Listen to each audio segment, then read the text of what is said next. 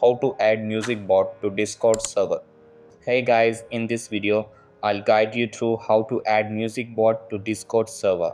Alright, so let's begin. So, the first thing that you want to do is open the Discord on your browser. After that, sign into your account and you will be redirected to this page. Over here, tap on your server's name and then tap on app directory. Over here, search for Greenbot,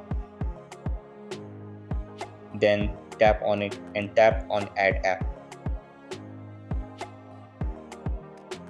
Then just scroll down and tap on continue. Again, tap on authorize. Now just verify yourself as a human and then go to your server. Over here, first select the voice channel. Then in the message box type /play and you will see commands that you can use. Just select the first one. And then in the query section type the song name with singer's name and the music will be played. So that's basically how you can add music bot to Discord server. So that's all for this video. Consider subscribing if you find it helpful and I'll see you in the next one. Thanks.